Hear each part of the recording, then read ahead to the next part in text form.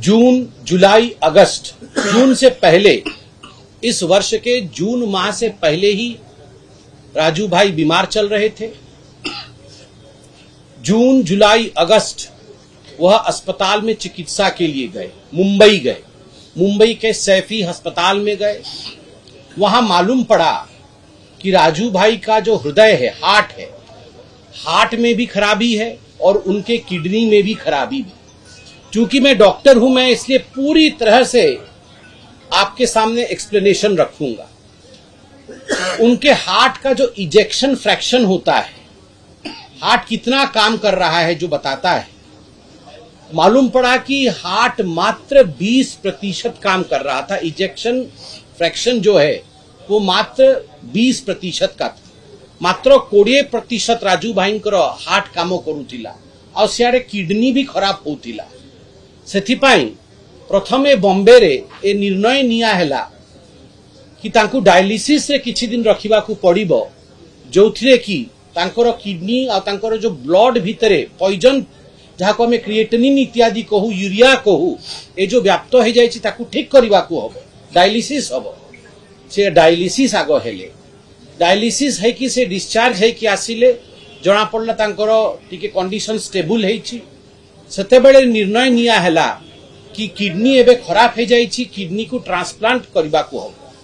Kidney अब खराब हो गया है, किडनी का ट्रांसप्लांट करना पड़ेगा, क्योंकि केवल डायलिसिस पे आगे नहीं चल पाए। ये निर्णय लिया गया कि ट्रांसप्लांट करना पड़ेगा। ट्रांसप्लांट कहाँ करेंगे? स्वाभाविक है, किसी के घर में भी जब ये निर्णय लेना पड़ता है कि अनेकों अस्पताल से पूछना पड़ता है कि ये जगह अच्छा होगा, वो जगह अच्छा होगा, सबसे बेस्ट डॉक्टर कहाँ पे हैं, उसके हिसाब से निर्णय लिया जाता है।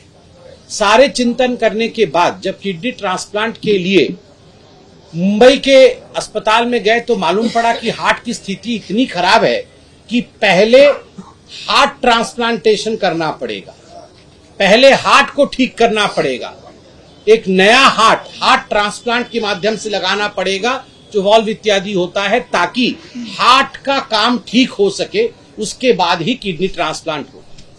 परिवार ने सबसे बातचीत करके जो आज मुझे मालूम पड़ा कि एमजीएम हॉस्पिटल चेन्नई के एमजीएम हॉस्पिटल में हार्ट की सर्जरी होगी, यह निर्णय लिया गया और राजू भाई ढोलकिया को चेन्नई लेके जाया गया। परिवार उनको चेन्नई लेके गया। चेन्नई में 10 हार्ट का परीक्षण किया गया जो डोनर्स थे, और जो 10वां हार्ट था वो जाके ऐसा लगा कि इस हार्ट का ट्रांसप्लांटेशन करने से हार्ट ट्रांसप्लांट सक्सेसफुल होगा, और हार्ट ट्रांसप्लांट हुआ भी। चेन्नई में हार्ट ट्रांसप्लांट हुआ, इजेक्शन फ्रैक्शन 60% हो गया। निर्णय लिया गया कि अगर 3 दिन तक हार्ट ठीक काम करता है और हार्ट फंक्शन करता है 60% पे, 3 जाके यदि हार्ट ठीक काम करिबो और 60% जा काम करिबो, ताहाले किडनी ट्रांसप्लांट भी 3 दिन भितरे कर दिया जिवो। और डोनर किडनी ट्रांसप्लांट पे किए रहिबो? तो मैडम आम सांगर बसचंती तांको धर्मपत्नी कल्पना जी भी टेस्टिंग करेले, किंतु कल्पना जी अनेक बिंदु था एचएलए टाइपिंग रे, किछि बिंदु मैच करला नहीं। किंतु जय ढोलकिया तांको सुपुत्र तांकर जेतेबेले जांच हैला, सी आसिले जांच करेले, से बॉम्बे रे जांच करेइथिले, चेन्नई रे जांच करेले। चेन्नई में उनका जांच हुआ, जब चेन्नई में जांच हुआ, एचएलए टाइपिंग वगैरह सब हुआ, तो जय ढोलकिया जी का किडनी मैच कर गया उनके पिताश्री राजू ढोलकिया जी के किडनी के साथ।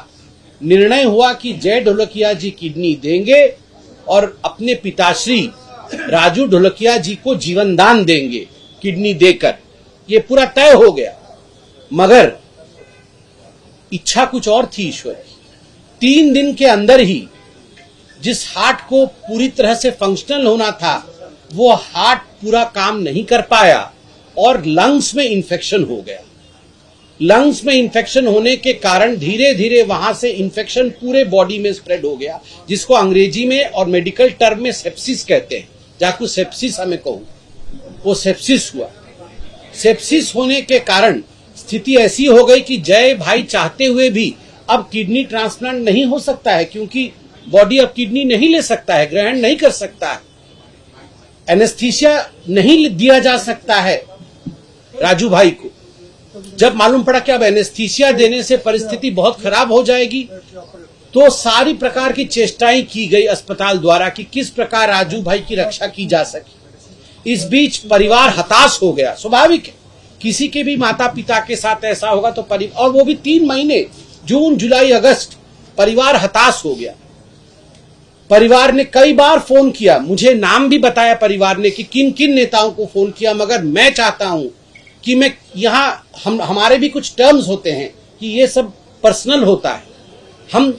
मैं बताऊंगा कि बीजेडी के कद्दावर लोगों से बात हुई। बीजेडी रो बहु बड़ बड़ नेता जो मैंने पार्टी संभाली चंती, जहां हाथ पार्टी रो बागडोर 3 मास काल तांकर घर लोक निजे अतुल भाई, से आज अतुल भाई भी एटी उपस्थित अछंती।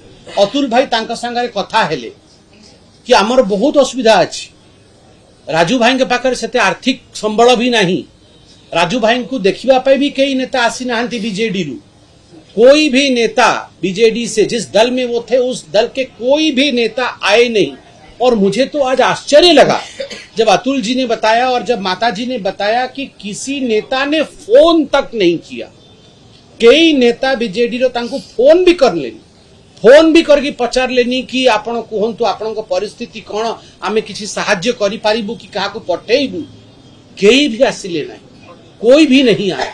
जब इस प्रकार की परिस्थिति हुई और 3 महीने के बाद हार्ट भी जब खराब होने लगा धीरे धीरे सेप्सिस के कारण, अब ये ईश्वर की जगत है, जो आएंगे वो सब, हम सबको एक न एक दिन जाना है।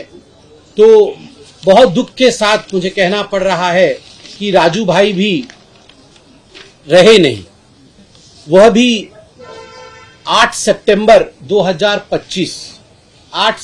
2025 को सुबह 10:30 बजे उनका वैकुंठ गमन हुआ, उनका स्वर्गवास हुआ। स्वर्गवास होने के बाद उनके परिवारजनों ने, जो वहां मौजूद थे, उन्होंने ये निर्णय लिया, से माने निष्पत्ति ने ले कि अतुल भाई वहां पर थे, उन्होंने निष्पत्ति लिया कि एम्बुलेंस के माध्यम से वो यहाँ जो मृत शरीर है उसे लेकर आएंगे, अपने बाई रोड आएंगे, एम्बुलेंस के माध्यम से बाई रोड आएंगे और आके यहाँ पहुंचेंगे। मगर सबका कहना था कि बाई रोड आने से शरीर को क्षति भी पहुंचेगी, समय भी बहुत लगेगा, क्योंकि चेन्नई से यहाँ तक का सफर कोई छोटा सफर नहीं है। तो एयर एम्बुलेंस अगर कर दिया जाए तो उचित रहेगा। इस प्रकार की मान्यता सभी की रही, सभी लोगों ने, जनता उनको पसंद करती है, सभी जनता ने कहा कि आप उनको एयर एम्बुलेंस में लेके आइए, लोगों ने कहा, और स्वाभाविक है, हम भी चाहते। तब अतुल भाई ने, क्योंकि वो सामर्थ्य, मैंने माताजी से पूछा, उन्होंने कहा वो सामर्थ्य हमारे पास एयर एम्बुलेंस में जो 12-15 लाख लगभग खर्च होते हैं, वो सामर्थ्य परिवार के पास नहीं था। तो परिवार ने पार्टी से बातचीत किया, पार्टी के सब बहुत बड़े व्यक्ति से बात किया, तो उन्होंने कहा कि ठीक है, आप चिंता मत करिए, हम व्यवस्था देखते हैं। मगर कोई व्यवस्था जब उनसे नहीं हुआ, तब लोगों से, मैं कहूंगा चंदा इकट्ठा करके, लोगों से जो इनके पास था वो सब डाल करके एयर एम्बुलेंस खुद परिवार ने किया। और एयर एम्बुलेंस में स्वर्गत राजू भाई ढोलकिया जी के पार्थिव शरीर को, तांको मृत शरीर को नहीं कि सी नुआपड़ा आसिले, एठिके आसिले। एठी जेतेबेले आसिले, ताहा परे बीजेडी रो से बड़ नेता माने भी कहिले कि आपण चिंता करंतुनी, आमे रिएम्बर्स कर दो आपण को, से पैसा आपण पैसा खर्च करचंती, से पैसा आमे आपण को रिएम्बर्स कर देबू। किंतु मु बहुत दुख सहित कहूची, मु पूरा सबु कथा बुझिली। एबे मुई पचारली, माताजी को भी पचारली, मो चाचा जी को भी पचारली, जय ढोलकिया का चाचा जी को पचारली, अतुल जी को। एपर्यंत रिएम्बर्स नहीं तो नहीं एपर्यंत से रिएम्बर्स है। बहुत थर से गले, बहुत थर कहले, आज्ञा एते बड़ पार्टी, एते बड़ लोक जे पार्टी पाई तार सबु किछि दे देइछि, जिस व्यक्ति ने पार्टी के लिए सब कुछ दे दिया, जिस व्यक्ति ने यहाँ बागडोर संभाला, क्या होता है 10-12 लाख रुपए। इतने बड़े पार्टी ने वो 10-12 लाख रुपए ये 10 बार गए, उसके बावजूद भी उन्हें नहीं दिया गया। और उसके बाद मुझे सबसे दुख लगा जब आज और कल मैं सुन रहा था ये विषय, और आज मैंने साक्षात आदरणीय कल्पना जी से ये सुना और मैं ये सोच भी नहीं सकता हूं कि ऐसा किसी के साथ किया जा सकता है जो श्रद्धांजलि सभा थी। स्वाभाविक है, राजू भाई ढोलकिया कोई साधारण व्यक्ति नहीं थे, एक बहुत बड़े कद के नेता थे, बहुत बड़ नेता थिले। तांकर श्रद्धांजलि सभा गोटे सही रूपरे हवा कथा, जनता जनार्दन आसीबे तांको श्रद्धांजलि देबे तो बड़ आकार रे हवा कथा।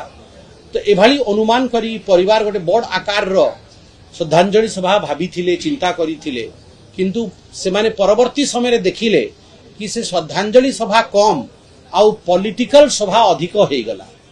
माने जो भली भावे बीजेडी रो नेता माने सेठी चिन्ह लगई, पार्टी चिन्ह लगई आउ जो भली भावे व्यवस्था कले, वो लोग पॉलिटिकल माइलेज लेने की कोशिश कर रहे थे, जो कि माताजी को अच्छा भी नहीं लगा और घर के सारे सदस्यों को ये लगा जैसे राजू भाई ढोलकिया के पार्थिव शरीर को भी एक वस्तु के रूप में देखा जा रहा है, एक पॉलिटिकल चीज के रूप में देखा जा रहा है, एक पार्थिव शरीर के रूप में नहीं देखा जा रहा है। इससे बहुत मर्माहत हुए हैं उनके परिवार, उससे बहुत धक्का पहुंचा उनके परिवार को। और परिवार ने उसी दिन कहीं न कहीं अपने मन के अंदर, मैं कहूंगा मन के अंदर उनका उस दिन एक, मैं कहूंगा रोना आ गया उनके मन के अंदर। उनका मन बहुत बहुत कचोटा कि ये क्या हो रहा है, बहुत व्यथित हुआ मन, बहुत खराब लगा। और जब दुख के साथ मैं कह रहा हूं, मैं तो किसी को क्रिटिसाइज भी नहीं करना चाहता, मगर जब नवीन बाबू ने कहा बेईमान, तो माताजी मुझे अभी बता रही थी, बताइए मतलब हमें बेईमान बोला? हमने तो अपना सारा सम्मान जिसके लिए दिया, मृत्यु के समय हमें सम्मान नहीं मिला, कोई देखने तक नहीं आया, कोई फोन तक नहीं किया, हमारे फोन उठाए नहीं जाते थे, हमें पैसा तक नहीं दिया गया बॉडी को लाने के लिए, वो तो जनता के कारण आज बॉडी यहाँ आ पाई। और उसके बाद हमें बेईमान बोला जा रहा है, हमें चोर बोला जा रहा है। ये बहुत ही, मैं कहूंगा बहुत दुख का विषय है। और कुछ लोग, मुझे तो नहीं पता था, मगर आज बहुत रो के मुझे माताजी ने बताया कि मेरे बेटे को अपवित्र भी बताया गया है, कि उन्होंने मुंडन नहीं कराया और कुछ प्रक्रियाएं उन्होंने फॉलो नहीं किया, ये बेटा अपवित्र है।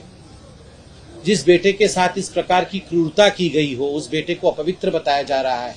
जैन धर्म में मुंडन की ऐसी कोई विधि नहीं है, वहां केवल स्मशान में जाके जब आहुति दे आते हैं पिता के चरणों में, उसके बाद मुंडन का कोई प्रथा नहीं।